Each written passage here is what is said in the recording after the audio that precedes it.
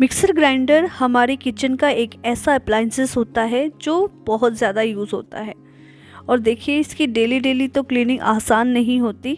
हाँ, एक हल्की फुल्की वाइप हम कर सकते हैं, लेकिन एक जो डीप क्लीनिंग होती है ये डेली पॉसिबल नहीं होती। मेरी किचन नॉन मॉड्यूलर है, जिसमें बहुत ज़्यादा जो कीट होता है वो अप्लायंसेस के ऊपर जमा होता है। और देखिए, मेरी जो मिक्सर ग्राइंडर है इसकी हालत कुछ ऐसी हो गई है।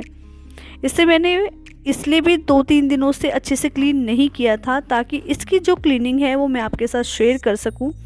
ये कुछ ऐसी जगह है जहां से हमें क्लीनिंग करने में थोड़ी सी दिक्कतें आती है। तो आज बहुत इजी तरीका मैं आपके साथ शेयर करूंगी, जिससे आपका मिक्सर ग्राइंडर चाहे वो किसी भी ब्रांड का क्यों ना हो, आराम से क्लीन हो जाएगा। तो उसके लिए सबसे पहले हम DIY करते हैं।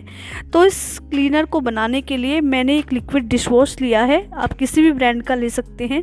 और उसमें हम डालेंगे खाने वाला सोडा। अगर खाने वाला सोडा नहीं है तो आप कोई भी कपड़े धोने वाला सोडा भी यूज़ कर सकते हैं। उसके साथ देखिए, कोई भी जो ख़राब ब्रश हो, टूथब्रश, आप उसे ले सकते हैं और इसे अच्छे से मिक्स कर लेना है। और इसी सॉल्यूशन को अब हम अपने मिक्सर ग्राइंडर के ऊपर अप्लाई करेंगे। देखिए, अभी रब नहीं करना है, बस इसे हल्का हल्का इसके ऊपर लगा के छोड़ देना है और हर पार्ट के ऊपर बढ़िया से लगा देना है। और जहाँ पर ब्रश पहुँचता है वहाँ ब्रश, और जहाँ पर आप इजीली किसी स्क्रबर की हेल्प से इसे लगा सकते हैं पेस्ट को, वहाँ आप स्क्रबर की हेल्प से लगा दीजिए। और 5 मिनट छोड़ने के बाद अब हम इसे अच्छे से क्लीन करेंगे। आप देखेंगे कि 5 मिनट जब हमने इसे रेस्ट दिया है, तो इसके बाद हमारी जो मेहनत है वो आधी हो गई है। ब्रश ऐसे हर कोनों को साफ़ कर देगा जहाँ इजीली हमारे हाथ नहीं पहुँच पाते, जहाँ हमारा स्क्रबर नहीं पहुँच पाता। देखिए, ये कुछ ऐसे कोने होते हैं जहाँ अगर आप स्क्रबर से साफ़ करेंगे तो नहीं साफ़ होगा, लेकिन टूथब्रश की हेल्प से ये आराम से साफ़ हो सकता है। आप देख रहे हैं कि कैसे इसके ऊपर से कालक निकल रही है। उसके बाद कोई भी सूखा सूती कपड़ा लेंगे और इस तरह से हम इसे साफ़ कर देंगे। ध्यान रखना है कि हमें इसके ऊपर पानी का इस्तेमाल बिल्कुल नहीं करना है, नहीं तो जो मिक्सर ग्राइंडर है उसका मोटर फूकने का डर हो सकता है। और देखिए, जिस एरिया में हमारा सूती कपड़ा आराम से नॉर्मली नहीं पहुंचता, वहां आप ये मेथड यूज़ कर सकते हैं।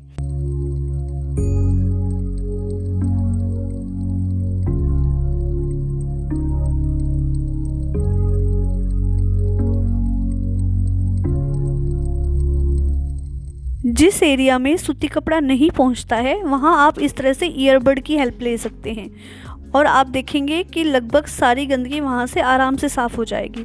लेकिन कुछ जगह ऐसी भी होती हैं जहां ईयरबड की हेल्प के बाद भी कुछ गंदगी रह जाती है। वहां हम क्या कर सकते हैं?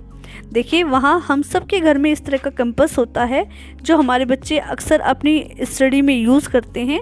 आप कोई कॉटन लीजिए और उसकी हेल्प से इस तरह से आप वहाँ की जो जितनी भी सारी गंदगी है, डर्ट है, उसे आराम से क्लीन कर सकते हैं। है ना अच्छा मेथड?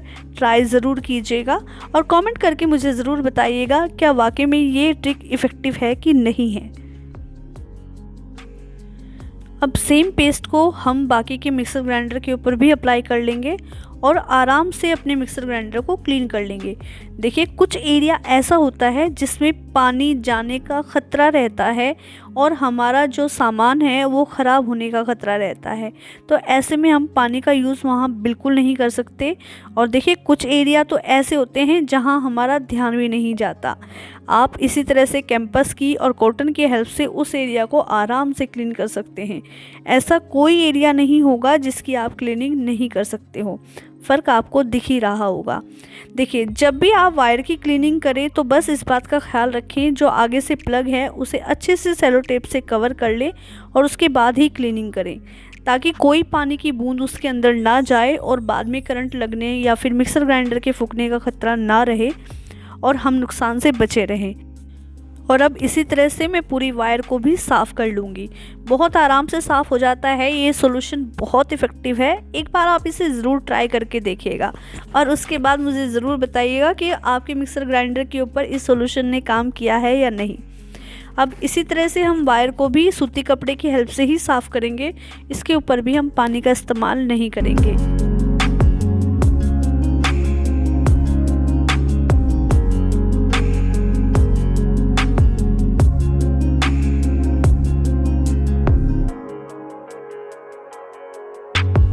जार का जो निचले वाला हिस्सा होता है इसे अक्सर हम सब इग्नोर कर जाते हैं और देखिए इसमें इस तरह से ढेर सारी गंदगी भी जमा हो जाती है और कई हद तक इसके अंदर ब्रश भी नहीं पहुंच पाता, तो इसलिए भी इसके अंदर थोड़ी सी गंदगी रह ही जाती है।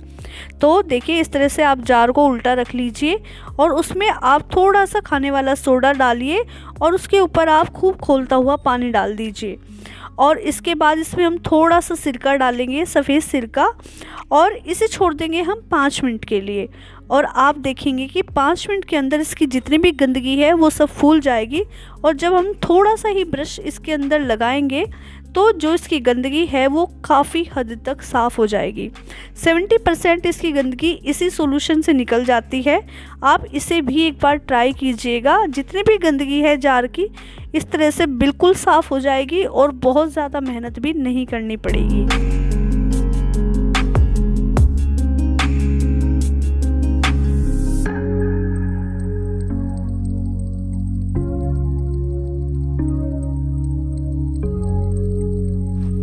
अब ये वो वाली गंदगी है जहाँ तक हमारा ब्रश पहुँचा ही नहीं है। तो देखिए अब हम लेंगे एक पुराना ब्रश और इसको बनाएंगे अपना मॉड्यूलर ब्रश, ताकि ये हर कोने से गंदगी आराम से निकाल लाए। इस तरह से इसे थोड़ा सा गर्म करेंगे और जब गर्म होने लगे ये तो उसके बाद हम इसे बीच बीच में इस तरह से मोड़ते रहेंगे। बहुत हल्की सी आंच लगानी है वरना तो क्या होगा कि ब्रश जल ही जाएगा। तो देखिए हमारा जो ब्रश है वो एकदम रेडी है। मार्केट से किसी तरह का कोई खर्चा करने की हमें ज़रूरत नहीं है। अब कोई कोना ऐसा नहीं बचेगा जहां हमारा ब्रश नहीं पहुंचेगा। तो चलिए इसे जल्दी से साफ़ कर लेते हैं।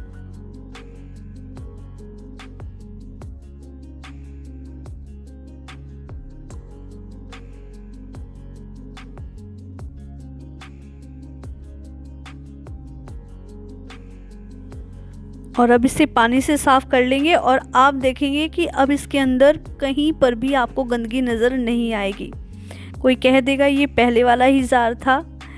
देखिए आपको अंदर से जब इस तरह से जार को क्लीन करना हो तो आप इसे ट्विस्ट कीजिए और ये आराम से जो ब्लेड होते हैं वे बाहर निकल जाते हैं। मैंने इन्हें बाहर निकाल लिया है और अब मैं इनको क्लीन करूँगी। जब ये ब्लेड बाहर निकल जाते हैं इसके बाद क्लीनिंग करनी थोड़ी सी आसान है, थोड़ी सी नहीं बल्कि बहुत ज़्यादा आसान है। देखिए लिक्विड डिश वॉश डाला है और जो लोहे का जूना होता है मैंने वो लिया है और थोड़ा सा ही आप रब करेंगे और आप देखेंगे जार एकदम क्लीन हो जाएगा। और इसी तरह से जो जार के ब्लेड्स हैं इन्हें भी हम साफ़ कर लेंगे। लोहे के जूने से ये काम बिल्कुल आसानी से हो जाएगा, कोई दिक्कत नहीं आएगी क्योंकि ब्लेड हमने बाहर निकाल लिए हैं। तो ना तो अब हमारे हाथ कटने का डर है और जो सफाई है वो और भी ज़्यादा अच्छे से होगी। आप इसे ज़रूर ट्राई कीजिएगा दोस्तों, बहुत आसानी से इसके ब्लेड रिमूव किए जा सकते हैं। तो देखिए जार हमारा एकदम क्लीन हो गया है, एकदम साफ़ हो गया है। इसके सारे कोने कोई कह ही नहीं सकता कि जो जार मैंने आपको 5 मिनट पहले दिखाया था ये वही है। दोस्तों ये थी मेरी आज की वीडियो। अगर आपको वीडियो पसंद आई है तो वीडियो को लाइक ज़रूर कीजिएगा। जो फ्रेंड्स पहली बार मेरे चैनल पर विज़िट कर रहे हैं प्लीज़ मेरे चैनल को सब्सक्राइब कीजिएगा, शेयर कीजिएगा और कमेंट कीजिएगा। फिर मिलूँगी, तब तक अपना और अपनों का ढेर सारा ख्याल रखिएगा। Bye bye.